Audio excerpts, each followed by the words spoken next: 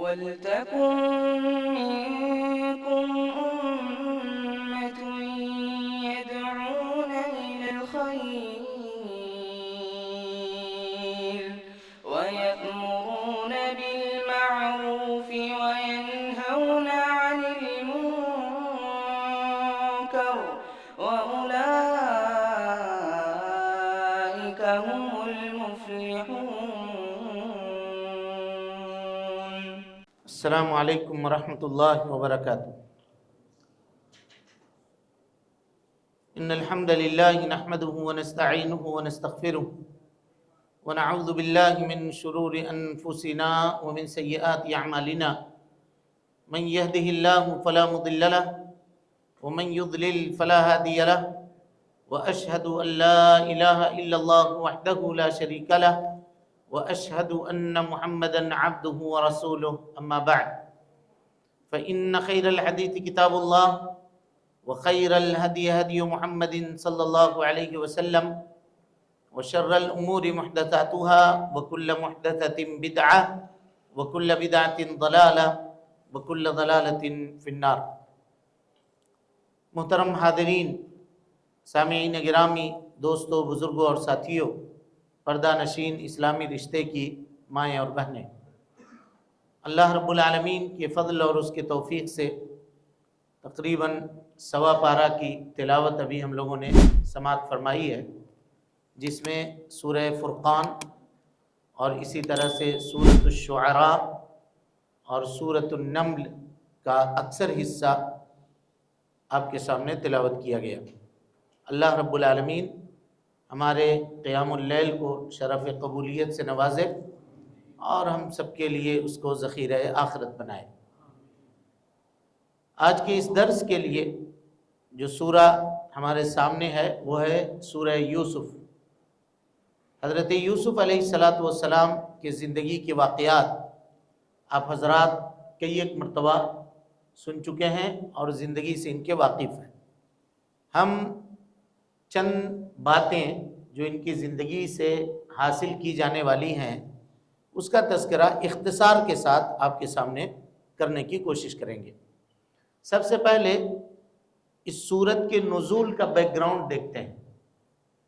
مشرکین نے یہودیوں کے پاس جا کر کے یہ درخواست کی کہ کوئی ایسا سوال بتائیے جو ہم نبی صلی اللہ علیہ وسلم سے پوچھیں اور آپ صلی اللہ علیہ وسلم وہ سوال کا جواب دینے سے عاجز ہو جائیں، اور جب وہ جواب نہ دے سکیں تو ہم ان کو چڑھائیں یا ان کو یہ کہیں کہ ہمارے سوال کا آپ جواب نہیں دے سکے، آپ کیسے نبی ہیں، یا اگر وہ مہلت مانگے تب بھی ہم ان کے اوپر یہ الزام لگا دیں کہ آپ مہلت اس وجہ سے لیتے ہیں کہ آپ دوسرے سے پوچھ کر کے آ کر کے ہم کو بتاتے ہیں۔ تب یہودیوں نے ان کو ایک سوال سجھایا اور کیا کہا کہ ان سے جا کر کے پوچھو کہ حضرت ابراہیم علیہ السلام، حضرت اسحاق علیہ السلام اور حضرت یعقوب علیہ السلام یہ ملک شام میں تھے۔ یہ سب کہاں تھے؟ ملک شام میں تھے، جہاں بیت المقدس کا علاقہ ہے۔ تو حضرت موسیٰ علیہ السلام نے بنی اسرائیل کو مصر سے کیوں نکالا، اور فرعون بنی اسرائیل کے اوپر مصر میں کیسے ظلم کرتا تھا؟ یہ لوگ تو وہاں تھے، یہ مصر میں کیسے آئے؟ دیکھا آپ نے سوال؟ سمجھ گئے سوال کا مطلب؟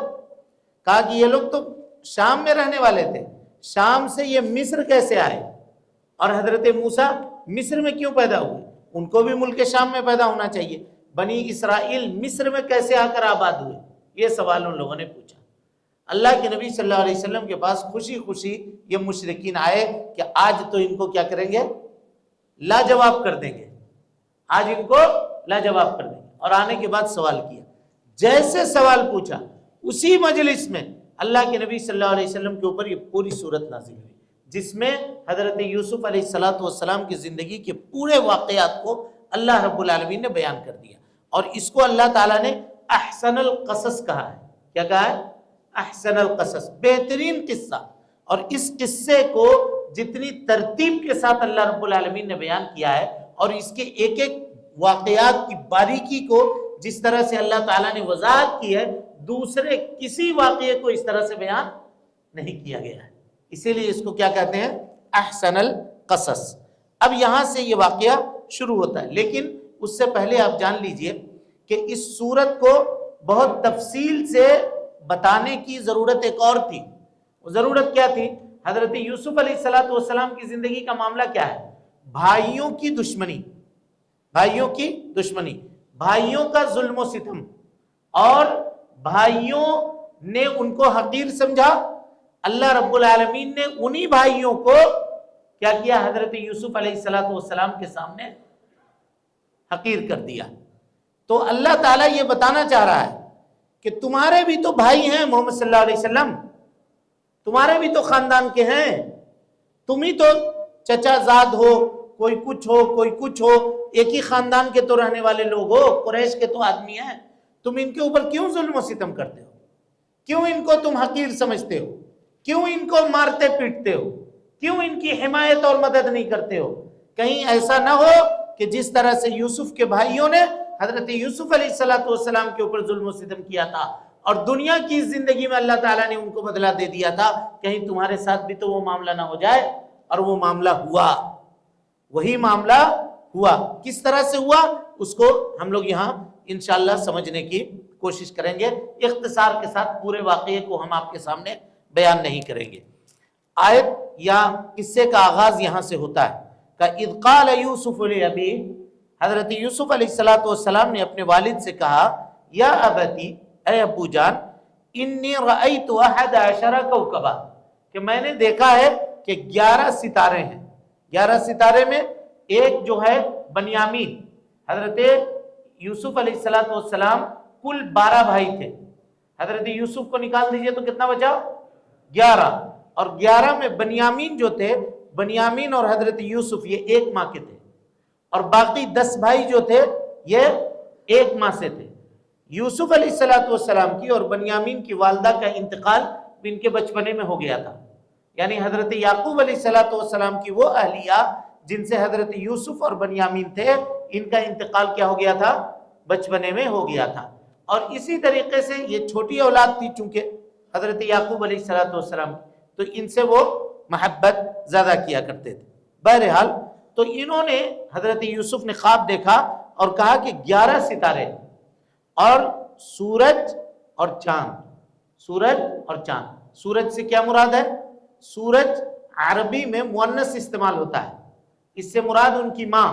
اور چاند عربی زبان کے اندر مذکر استعمال ہوتا ہے، تو اس سے مراد ان کے والد حضرت یعقوب علیہ السلام. رأیتہم لی ساجدین، میں نے یہ دیکھا کہ یہ سجدہ کر رہے ہیں. حضرت یعقوب علیہ السلام نبی تھے، سمجھ گئے کہ یہ خواب کیا ہے؟ بہت بڑا خواب ہے، بہت اونچا خواب ہے. تو نصیحت کی، کہا ہے میرے بیٹے اس خواب کو کسی کے سامنے بیان مت کرنا، اور خاص کر کے اپنے بھائیوں کے سامنے بیان مت کرنا.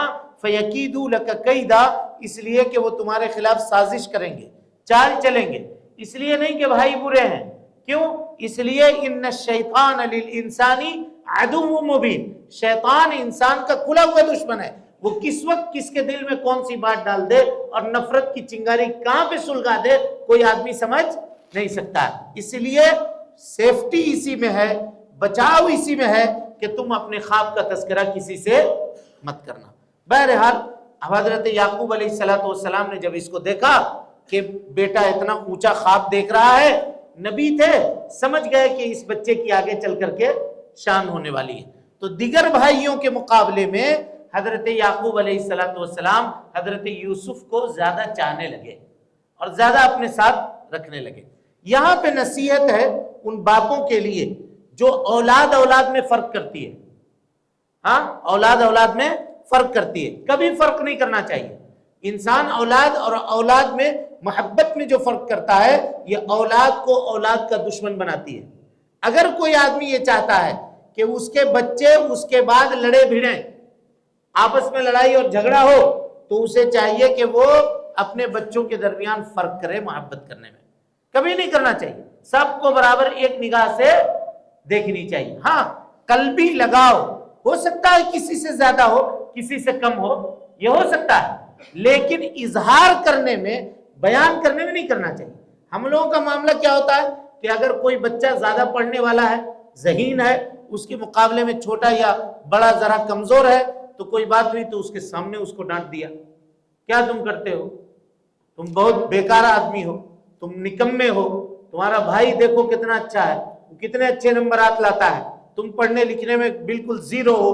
ایسا کر کے اس کو کیا کیا؟ ذلیل کیا اس کے سامنے. نتیجہ یہ ہوا کہ آپ نے دونوں بھائیوں کو آپس میں ایک دوسرے کا دشمن بنا دیا. ایک دوسرے کا کیا کیا؟ دشمن بنا دیا. جب موقع ملے گا وہ اس سے بدلہ لے گا. یہی حالت ہوئی یہاں پر. حضرت یوسف علیہ السلام کے کوئی بھائیوں نے مل کر کے یہ مشورہ کیا. کیا مشورہ کیا؟ کہا کہ ہم نوجوان ہیں، ہم طاقتور ہیں، کما کھٹا کے لاتے ہیں، ہم محنت مزدوری کر کے ہم لاتے ہیں، اور ابا جو ہے محبت کس سے کرتے ہیں؟ یوسف سے کرتے ہیں، بنیامین سے کرتے ہیں، جو گود میں کھیلنے والا بچہ ہے، کچھ نہیں کر سکتا ہے. تو کہا کہ میٹنگ کرو اور یوسف کو باپ سے دور کرو، نہ رہے گا وہ اور نہ ہم لوگوں کو یہ ظلم و ستم برداشت کرنا پڑے گا. آئے بھائی. آنے کے بعد کہا کہ حضرت یعقوب علیہ السلام سے ہم کو بھیجیے. کیا آپ اس کو لے کر کے یہاں رکھتے ہیں؟ ہمارے ساتھ بھیجیے، ہم ذرا میدان میں لے کر جائیں گے، جنگل میں لے کر جائیں گے، کھیلے گا کودے گا، ہمارے ساتھ انجوائے کرے گا. حضرت یعقوب علیہ السلام نے کہا کہ مجھے خوف ہے، مجھے ڈر ہے، اس کی جدائی مجھے پسند نہیں ہے. تم لے کر کے جاؤ گے اور کہیں اس کو کوئی بھیڑیا کھا لے تو؟ دیکھیے کیسا اندیشہ باپ کو پہلے ہی سے ہو رہا ہے، اور جو اندیشہ تھا اسی اندیشے کو بہانہ بنا کر کے بیٹوں نے کیا کیا؟ ثابت کر دیا اور پیش کر دیا. کہتا ہے قرآن مجید کی آیت دیکھیے. کہا کہ بھائی شام کو لوٹ آتے تھے بکریاں چلا کر کے. اس دن کیا آئے؟ دیر رات آئے، عشاء کے وقت آئے، شام کو نہیں لوٹے، عشاء کے وقت آئے. اور وجاءوا اباہم عشاء یبکون، اور روتے ہوئے آئے، گریزاری کرتے ہوئے، آواز لگاتے ہوئے، دوری سے آواز لگاتے آئے. پہنچے تو والد نے پوچھا کہ کیا ہوا بھائی، کیا معاملہ ہو گیا؟ کیا بکریوں کا ساتھ کوئی معاملہ ہوا؟ کیا تمہارے ساتھ کوئی معاملہ ہوا؟ کہا نہیں، ہم لوگ یوسف کو ایک جگہ بٹھا کر کے کھیلنے کودنے گئے تھے، اتنے میں بھیڑیا آ کر کے ان کو کیا کیا؟ کھا گیا. اور ثبوت کے طور پر کیا کیا؟ کپڑا لے جا کر کے حضرت یوسف کا پیش کیا اور کہا کہ یہ دیکھیے کپڑا ہے. والد نے جب دیکھا کپڑے کو سمجھ گیا. کہا کہ بڑا عقل مند بھیڑیا تھا کہ بچے کو کھا بھی گیا اور کپڑے میں ذرا سی خروش بھی نہیں لگی ہے، کچھ نہیں ہوا ہے. کہا بل سولت لکم انفسکم امرا، تمہاری بدماشی ہے، یہ تمہاری بدماشی، لیکن میں صبر کروں گا اور اس کا معاملہ یا اس معاملے کو میں اللہ رب العالمین کے حوالے کرتا ہوں. اللہ کے یہاں ہر چیز دیکھیے مقرر مدت کے اوپر ہوتی ہے، اس پہ آدمی کو صبر کرنا چاہیے. حضرت یعقوب اب نکلے تلاشنے کے لیے بچے کو. کہاں ہے؟ ڈھونڈنے کے لیے نکلے. وہیں کنعان کے کنویں میں گرے ہوئے ہیں، باپ کو پتہ نہیں چلا. تلاش کے تھک ہار کر کے آ گئے، ان کو پتہ نہیں چلا. لیکن جب اللہ کا کرنا ہوا اور اللہ تعالیٰ جب ملانا چاہا تو مصر سے قمیص لے کر کے یہ لوگ نکلے ہیں اور ان کو خوشبو آ گئی. کہا انی لاجد ریح یوسف لولا ان تفندون، مجھ کو یوسف کی خوشبو آ رہی ہے، اگر تم مجھ کو سٹھیایا ہوا نہ کہو تو میں یہ کہہ رہا ہوں کہ میرا یوسف زندہ ہے. دیکھا آپ نے، اللہ کے یہاں ہر چیز مقرر وقت پہ ہے. کوئی آدمی، اب انسان کو صبر کرنا پڑے گا. ہم لوگ چاہتے کیا ہے؟ چٹ منگنی پٹ بیا. آج کوئی آدمی ایک دکان کھولا ہے، چاہتا ہے کہ ہم کل کروڑپتی ہو جائیں. ارے بھائی، ایک آدمی 10 سال سے محنت کر رہا ہے، اسٹرگل کر رہا ہے، کوشش کر رہا ہے، تب اس مقام پہ جا کر کے پہنچا ہے. اب آج آپ دکان کھولے ہیں، کب چاہتے ہیں کہ ہو جائے؟ صبر کیجئے، روزی آتے آتے اللہ رب العالمین دیتا ہے. لیکن آج یہ کیا، پھر کل اس کو چھوڑ کے کل ادھر چلے گئے، پھر اس کو چھوڑ کے ادھر چلے گئے. تو ایسا آدمی تجارت میں کامیاب نہیں ہو سکتا ہے. انسان کو صبر کرنا پڑتا ہے معاملات کے اوپر، تب جا کر کے اللہ رب العالمین کی مدد کیا ہوتی ہے؟ اس کے پاس آتی ہے. کتنا صبر کیا حضرت یعقوب علیہ السلام نے، اور اللہ سے کبھی بھی بدگمان نہیں ہوئے. ہمیشہ کہتے تھے کہ اے بیٹا تم لوگ ڈھونڈو، تلاشو، یوسف کو پاؤ گے. یوسف زندہ ہے، میرا دل گواہی دیتا ہے کہ وہ کیا ہے؟ زندہ. کیونکہ جانتے تھے کہ خواب میرے بیٹے نے جیسا دیکھا ہے وہ مر نہیں سکتا. اللہ رب العالمین اس کو بچا کر کے رکھا ہوگا. سمجھ رہے ہیں؟ اچھی بات. اب جو ہے ان لوگوں نے جو میٹنگ کی تھی اس میں یہ پاس ہوا تھا کہ کسی نے مشورہ دیا کہ اس کو مار دیں گے، کسی نے کہا کہ کچھ کریں گے، کسی نے کہا کہ کچھ کریں گے. لیکن جو بڑا بھائی تھا اب اس کا نام کیا تھا پتہ نہیں، کتاب و سنت میں کوئی نام وارد نہیں ہے، تفسیری روایت میں اس کا نام یہودا تھا، اور اسی سے نسبت کر کے یہودی یہ بنے ہیں۔ بہرحال تو اس نے یہ مشورہ دیا کہ بھائی باپ سے دور کرنا ہی نہ ہے، مارتے کا ہے، چلو لے جا کر کے کسی کنویں میں اس کو کیا کریں گے، ڈال دیں گے، کوئی قافلہ والا آئے گا اٹھا کر کے لے جائے گا، اور اس کے بعد ہم کیا کریں گے، اللہ سے گناہ کر کے توبہ اور استغفار کر کے نیک بن جائیں گے۔ جب بھی آدمی گناہ کرنے کی خواہش اس کے دل میں پیدا ہوتی ہے نا، تو شیطان اس کے دل میں یہی خیال ڈالتا ہے، ابھی گناہ کر لو نا، وقت نکل گیا کیا، بعد میں توبہ کر کے نیک ہو جانا، اچھے ہو جانا، ارے ابھی سود پہ پیسے لے لو، کاروبار کر لو، بزنس کر لو، سب کر لو، اور اس کے بعد پھر بڑھاپے میں توبہ کر لیں گے، معافی مانگ لیں گے، یہی شیطان دلا۔ جس وقت لیا اسی وقت موت ہو گئی تو، اللہ کر کے مر گئے 2 دن کے بعد اور پھر کوئی ادا کرنے والا نہ ہوا تو، یہ انسان کو سوچنا چاہیے، سمجھ رہے ہیں؟ اور حرام کام جان بوجھ کر آدمی کرے، یہ کتنا بڑا جرم ہے، اس کا اندازہ آپ لگائیے۔ تو انسان کو شیطان کس طرح سے دھوکہ دیتا ہے، توبہ کرنے کی امید دلا کر کے اس سے گناہ کروا دیتا ہے، اور جب گناہ کر لیا اور توبہ کی خواہش اس کے دل میں جاگی تو کہتا ہے کہ نا ابھی کاہے کے لیے، ابھی رکو نا میاں ابھی۔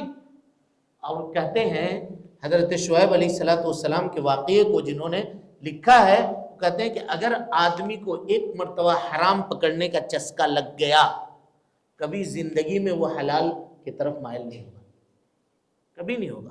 یہ اتنا خراب چیز ہے کہ حرام پکڑنے کا اگر چسکا اس کو لگ گیا تجارت میں، کاروبار میں، تو کبھی بھی پھر وہ حلال کی طرف پلٹے گا ہی نہیں۔ یہ مورخین نے، مصنفین نے لکھا ہے، الا یہ کہ اللہ تعالیٰ کی بہت خاص رحمت اس کے ساتھ ہو تو وہ توبہ کرے گا، استغفار کرے گا، اور پھر کیا ہوگا، واپس آئے گا۔ اللہ رب العالمین ہم سب کو نیک سمجھ دے۔ اب بھائیوں نے کیا کیا، اس بات پر لے جا کر کے ان کو کنویں میں ڈال دیا۔ ایک قافلہ ادھر سے گزرا، اس نے ڈول ڈال کر کے اس کو نکالا، تو یہ بھائی دوڑ کر کے سامنے آ گئے، کہا کہ دیکھو یہ ہمارا بھاگا ہوا غلام تھا، اور اگر تم اس کو لے کر جانا چاہتے ہو تو لے جاؤ، لیکن ہمیں کچھ پیسے دو۔ یہی بھائی ہیں، سگے بھائی، سوچئے ایک باپ کے بیٹے ہیں نا، ماں الگ ہے لیکن باپ تو ایک ہے، سگے بھائی ہوئے۔ انہوں نے کیا کیا، بیچ دیا، چند درہموں کے بدلے میں ان کو کیا کیا، فروخت کر دیا قافلے والوں سے۔ اب قافلہ والا لے کر کے چلا ان کو کہاں، مصر کے بازار میں، اور مصر کے بازار میں عزیز مصر نے ان کو خرید لیا۔ اللہ کے نبی ہیں، ہونے والے نبی ہیں، اور کتنے مرتبہ بیچے گئے، دو مرتبہ بیچے گئے۔ اس سے یہ سمجھ میں آتا ہے کہ انسان کو دنیا کی مصیبتوں سے کبھی بھی گھبرانا نہیں چاہیے۔ مصیبتیں آتی ہیں انسان کے ایمان کو تپانے کے لیے، اس کو کندن بنانے کے لیے، لیکن ہم لوگ ذرا سی مصیبت اور پریشانی آتی ہے تو گھبرا جاتے ہیں، ہم لوگ واویلا کرنے لگتے ہیں۔ واویلا کبھی بھی آدمی کو نہیں کرنا چاہیے، اور کبھی بھی مصیبت سے پریشان نہیں ہونا چاہیے۔ اب اس طرح سے عزیز مصر کے یہاں گئے، اللہ تعالیٰ کہتا ہے وَلَمَّا بَلَغَ أَشُدَّهُ، وہاں جوان ہو گئے، اور اللہ رب العالمین نے ان کو حکمت سے اور علم سے، یعنی نبوت سے نواز دیا، نبوت سے نواز دیا۔ اب جب جوان ہوئے تو عزیز مصر کی جو بیوی تھی، ان کی نیت ان کے اوپر کیا ہو گئی، خراب ہو گئی۔ اب اس نے دروازے بند کیے اور ان کو بلایا برائی کرنے کے اوپر۔ قرآن مجید کہتا ہے وَلَقَدْ هَمَّتْ بِهِ، وہ ارادہ کر چکی تھی، یوسف بھی ارادہ کر لیتے، لولا ارّا برہان ربی، اگر رب کے دلیل کو نہ دیکھتے، رب کے دلیل کو نہ دیکھتے۔ آج بھی یہ معاملہ ہر نوجوان کو یاد رکھنا چاہیے، ہر انسان کو یاد رکھنا چاہیے۔ برائی کے اوپر قادر ہو کر کے اگر آدمی برائی کو ترک کر دے تو اللہ تعالیٰ کہتا ہے کہ ہم اس کو دوہری جنت عطا کریں گے۔ کچھ لوگ یہ کہتے ہیں کہ چونکہ نبی تھے، نبی کے دل میں وہ خیال ہی نہیں پیدا ہوا، یہ بات غلط ہے۔ خیال پیدا ہوا، اگر خیال پیدا ہی نہیں ہوا تو پھر حضرت یوسف کی تعریف کیا ہوئی؟ تعریف کی بات تو اس وقت ہوئی کہ جب دل میں خیال پیدا ہوا برائی کرنے کا، لیکن اللہ کے عذاب سے بندے نے کیا کیا، برائی کو ترک کر دیا، چھوڑ دیا۔ سمجھ رہے بھائی، ایک آدمی گناہ اس لیے نہ کیا کہ گناہ کرنے کا اس کو موقع نہ ملا، لیکن ایک آدمی کو گناہ کرنے کا موقع ملا لیکن اس نے گناہ کو اللہ کے خوف سے چھوڑ دیا۔ دونوں میں بہتر کون ہے؟ جو چھوڑا خوف سے چھوڑا، اور اسی کو اللہ تعالیٰ کہتا ہے وَأَمَّا مَنْ خَافَ مَقَامَ رَبِّهِ وَنَهَى النَّفْسَ عَنِ الْهَوَىٰ، جو آدمی اللہ کے سامنے کھڑے ہونے سے ڈر گیا اور اپنے آپ کو برائی سے روک لیا، فَإِنَّ الْجَنَّةَ هِيَ الْمَأْوَىٰ، اس کا ٹھکانہ کیا ہے؟ جنت ہے۔ اور ایک جگہ کہا وَأَمَّا مَنْ خَافَ مَقَامَ رَبِّهِ جَنَّتَانِ، اللہ رب العالمین اس کو دوہری جنت عطا کرے گا، جو اللہ رب العالمین کے خوف سے ڈر کر کے کسی برائی کو ترک کر دیتا ہے، چھوڑ دیتا ہے۔ یہاں حضرت یوسف علیہ السلام برائی سے کیا ہو گئے؟ بچ گئے۔ اس کے بعد آپ سب کو معلوم ہے کہ عزیز مصر کی بیوی نے چال چلی، اور چال چلنے کے بعد کسی طرح سے ان کو پھانسنا اور پھنسانا چاہا، تو حضرت یوسف علیہ السلام نے دعا کی۔ کیا دعا کی؟ کہا کہ اے اللہ مجھ کو جیل کے سلاخوں کے پیچھے ڈال دے۔ دعا مانگی، کہا رب السجن احب الی مما یدعوننی الیہ، اے اللہ رب العالمین جیل کی سلاخیں میرے لیے بہتر ہے اس جرم سے جس کی طرف یہ لوگ مجھے بلا رہے ہیں، سمجھ رہے ہیں؟ اور اس میں دیکھیے گا وہ ایک چٹخارا لے کر کے مولوی صاحب بیان کرتے ہیں پڑوسی ملک کے، ہاں جانتے ہیں آپ لوگ یا نہیں جانتے ہیں؟ کون؟ ہاں طارق جمیل صاحب۔ کیا کہتے ہیں؟ وہ کہتے ہیں کہ اب ان کو پکڑا گیا اور سر کے بال جو ہے مڈائے گئے اور ان کو گدھے کے اوپر بٹھایا گیا اور ان کے منہ میں کالک لگائی گئی اور پورے مصر کے اندر بازار میں ان کو گھمایا گیا۔ اعوذ باللہ من الشیطان الرجیم، اعوذ باللہ۔ یہ واقعہ ان کے ساتھ ہوا ہوگا۔ اللہ اپنے انبیاء کو اس طرح ذلیل نہیں کرتا، اللہ تعالیٰ اپنے انبیاء کو اس طرح ذلیل نہیں کرتا۔ قرآن میں واضح موجود ہے، جب اس نے پکڑنا چاہا عزیز مصر کی بیوی نے تو آپ بھاگے، اور جب بھاگے تو دروازہ بند تھا، کسی طرح سے دروازے کو کھولا تو سامنے دیکھا کہ بادشاہ کھڑا ہے، اور بادشاہ کھڑا ہے تو عورت پلٹ گئی فوراً، اور اس نے کیا کہا کہ اس شخص کی سزا کیا ہوگی جو آپ کے اہل و عیال کے ساتھ برائی کا ارادہ کرے۔ دیکھیے یہ نہیں کہا کہ برائی ہو گئی ہے، اور نہیں ہوئی تھی برائی، لیکن اگر الزام لگانے میں وہ یہ کہتے تھی کہ برائی ہو گئی ہے تو خود اپنے شوہر کی نگاہ میں گر جاتی، لیکن اس نے ایسا نہیں کہا اس نے ارادہ کیا، اور ارادہ کیا تو اللہ تعالیٰ قرآن مجید میں کہتا ہے، کیا کہتا ہے کہ اسی گھر کا یعنی اس خاتون کا کوئی رشتہ دار اسی نے کہا، کچھ لوگ کہتے ہیں کہ چھوٹا بچہ بولا، حالانکہ یہ بات غلط ہے، کوئی اچھا عقل مند آدمی تھا، سوجھ بوجھ رکھنے والا، اس نے یہ فیصلہ دیا کہ ٹھیک ہے یہ عورت ایسا الزام لگا رہی ہے نا، قمیص ہے نہ لاؤ، تو جو قمیص وہ پہنے ہوئے تھے تو کہا اگر انہوں نے کوشش کی ہوگی تو قمیص سامنے سے پھٹے گا، اور اگر عورت نے کوشش کی ہوگی اور یہ بھاگ رہے ہوں گے تو قمیص پیچھے سے پھٹا ہوا ہوگا۔ تو جب دیکھا گیا تو قمیص کہاں سے پھٹا ہوا تھا؟ پیچھے سے پھٹا ہوا تھا۔ تب عزیز مصر نے اپنی بیوی کو بلایا اور کہا کہ یہ تمہاری بدماشی ہے، اور کہا یوسف اعرض عن ھذا، اے یوسف کیا کرو اس کو بھول جاؤ بابو، کسی کے سامنے بیان مت کرنا، گھر کی عزت کی بات ہے، بھول جاؤ اس کو۔ یوسف اعرض عن ھذا، اور اپنی بیوی کو بلا کر کیا کہا واستغفری لذنبک، اپنے گناہوں کی معافی مانگو، انک کنت من الخاطئین، تو خطا کار ہے، تو غلطی والی ہے۔ کیسے کہہ رہے ہیں کہ اس کو گدھے کے اوپر بٹھا کر کے گھمایا گیا اور یہ کیا گیا؟ مطلب معاملے کو ٹویسٹ دینے کے لیے اور چٹخارا بنانے کے لیے جیسے چاہے اپنے مرضی سے جو واقعہ چاہے بیان کر دیا، جس طرح چاہے ویسا بیان کر دیا، سمجھ رہے ہیں؟ تو ایسے لوگوں کے سننے سے پرہیز کیجیے۔ کہاں کس وقت آپ کی ایمان کی ڈکیتی ہو جائے گی اور ایمان آپ کا لٹ جائے گا آپ کو پتہ نہیں چلے گا۔ بہت اہل حدیث نوجوان بھی اور ہمارے دوست احباب بھی اس کو کیا کرتے ہیں، شیئر کرتے ہیں، اور بہت رو رو کر کے آدمی بیان کرے تو رونے گانے والا آدمی یہ مت سمجھیے کہ یہ معاملہ ہوتا ہے۔ ابلیس بھی رویا گایا تھا حضرت آدم کے سامنے آ کر کے کہ ہم آپ کے بڑے نصیحت کرنے والے ہیں، ہم آپ کے بہت بڑے خیر خواہ ہیں، ہماری بات مانیے، مان کر کے وہ پھل کھلوا دیا۔ عقیدہ جس کا درست نہ ہو اس کی بات کبھی بھی مت سنا کیجیے، کبھی بھی اس کی بات کیا کیجیے، مت سنا کیجیے۔ بہرحال اب اس کے بعد کیا ہوا؟ یہ بات کہتے ہیں نا کہ عشق اور مشق